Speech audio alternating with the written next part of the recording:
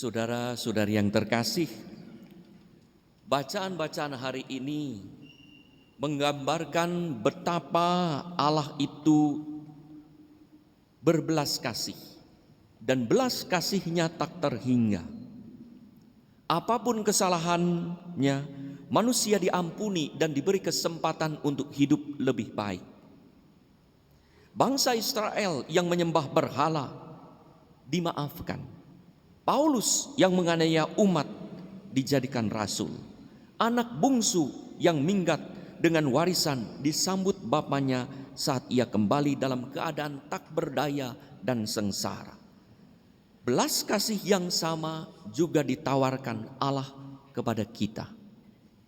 Saudara-saudari yang terkasih, pernah seorang ibu yang habis-habisan harta peninggalan suaminya karena anak bungsunya yang suka berjudi, mabuk dan melakukan keburukan lain, dinasihati oleh temannya supaya jangan mengurusi anaknya lagi.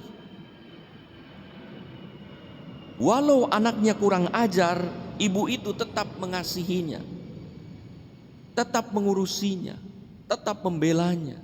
Walaupun ada urusan dengan polisi, ia berkata, sejelek-jeleknya dia dan sejahat-jahatnya dia pada saya, dia adalah anak saya.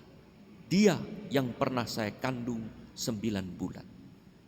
Saudara-saudari yang terkasih, ilustrasi itu mengingatkan kita akan sabda Allah pada Yesaya 19:15 yang berkata, ketika Yahweh melihat bangsa Israel yang terus memberontak, dapatkah seorang perempuan melupakan bayinya?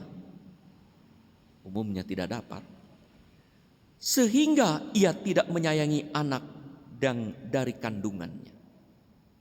Lalu lanjutnya, sekalipun ia melupakannya, jadi kalau ada yang melupakan, Allah katanya, aku tidak akan melupakannya.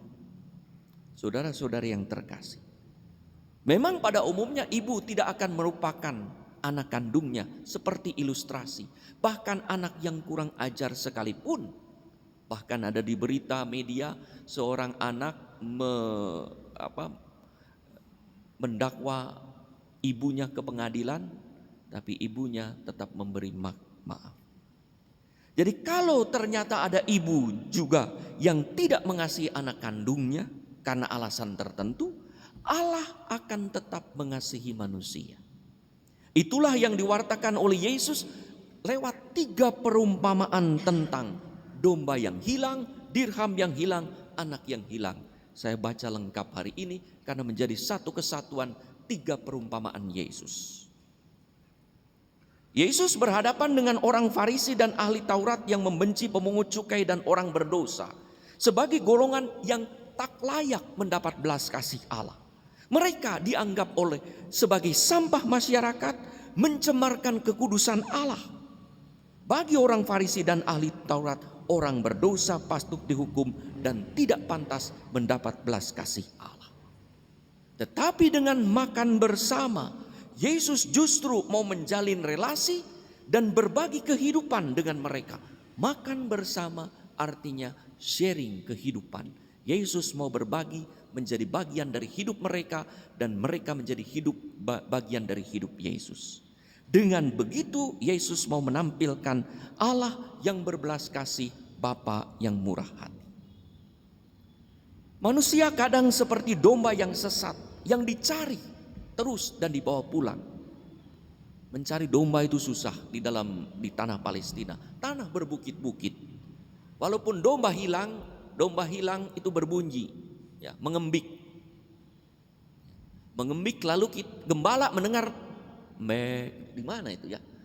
Tidak langsung ketahui itu bukan tanah datar, berbukit-bukit. Ya, dia lihat mbeknya di mana gitu, nggak kelihatan. Ya, dicari, bisa jadi terjeblos dan dia harus berusaha turun dengan berat, dengan resiko jatuh juga dan menaikkan.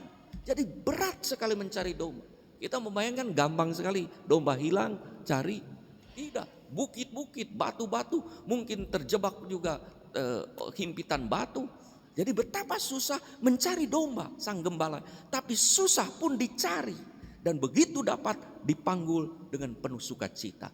Demikianlah ketika ada satu orang bertobat yang susah dicari, ada sukacita besar di surga daripada 99 orang yang merasa benar, yaitu orang-orang Farisi dan ahli Taurat.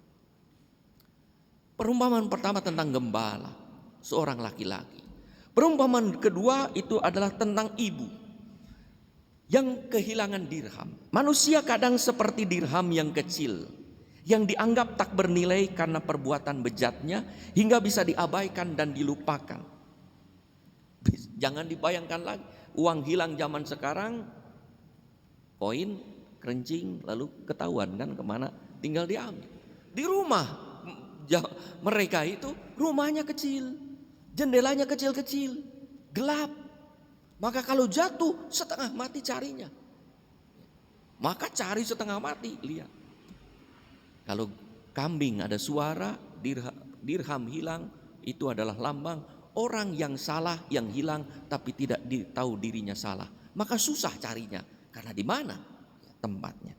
Maka ketika menemukan sesusah apapun, maka mencari sampai menemukannya. Dan di sana juga ia mengalami sukacita yang luar biasa. Seorang wanita. Maka Yesus melengkapinya dengan inilah Allah itu bagaikan gembala, raja, bapa, dan bagaikan juga ibu. Dan digambarkan Allah Bapa yang penuh belas kasih dalam perumpamaan ketiga yang lebih panjang dan luar biasa perumpamaan itu. Manusia kadang seperti anak hilang yang melawan Allah secara sadar, karena berpikir bahwa jalan hidupnya adalah yang terbaik. Minta warisan, menolak bapaknya sewaktu hidup, artinya menolak keberadaannya, menyuruh mati bapaknya. Sekalipun telah ditolak, Allah terus menantikan anaknya kembali. Saat menyadari pengalaman kelimpahan, jadi ada menyadari dalam keadaan sengsara, menyadari pengalaman kelimpahan bersama bapaknya, menyadari identitasnya, siapakah dirinya, anak bapa, menyesali perbuatannya dan tidak pantas lagi disebut anak bapa karena sudah menolak bapa dan meniadakan bapa dalam hidupnya. Tapi pengalaman kesadaran itu menyebabkan anak itu bertekad kembali kepada bapaknya karena tahu bapaknya tidak akan menolak.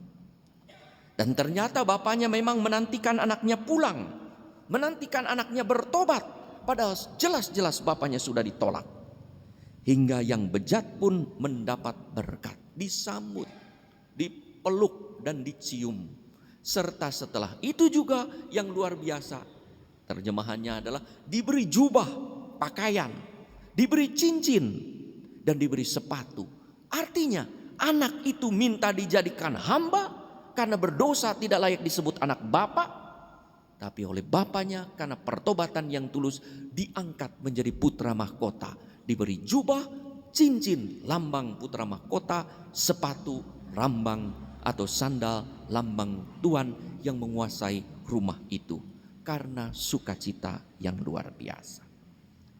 Kakaknya, anak sulung yang menggambarkan orang Farisi, ahli Taurat, tak mau masuk. Karena ada orang yang bertobat. Tidak mau mensyukuri pertobatan adiknya. Karena sang kakak tidak membutuhkan penyesalan dan pengampunan. Tidak memerlukan belas kasih dan kemurahan hati bapaknya. Dengan tetap hingga berada di luar. Ada di sana, tetapi hati dan pikirannya tidak ada. Maka kepada bapaknya pun tidak menyebut anak bapa, anakmu, hartamu. Bukan bapa. Adik saya sudah berbuat. Tidak, dia sudah memisahkan diri walaupun berada di sana. Itulah orang-orang Farisi, ahli Taurat yang merasa benar, merasa tinggal dekat bait Allah, tetapi ternyata jauh dari Allah.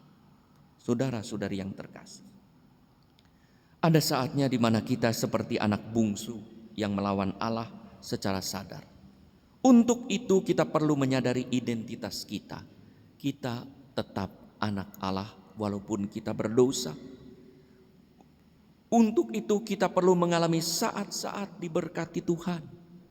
Maka kita perlu mengalami kesalahan dan bertekad kembali kepada Tuhan untuk mendapatkan pengampunan dan belas kasih, karena Tuhan tidak akan pernah menolak kita, bahkan selalu mencari dan menanti kita. Ada saatnya di mana kita menjadi seperti anak sulung yang suka menghakimi dan tidak turut senang saat ada orang jahat bertobat menjadi baik. Untuk itu kita perlu rendah hati dan mawas diri, karena kita pun membutuhkan belas kasih Allah yang mengantar pada penyesalan dan pertobatan, bahwa Allah menurunkan hujan bagi orang baik dan orang jahat, memberikan matahari bagi orang saleh maupun yang bersalah. Bisa jadi ada saatnya di mana kita menjadi seperti Bapa, pribadi yang penuh belas kasih. Untuk itu, marilah kita mencari cara untuk mencari mereka yang hilang, membawa pulang yang tersesat, dan mari kita pestakan mereka yang telah bertobat.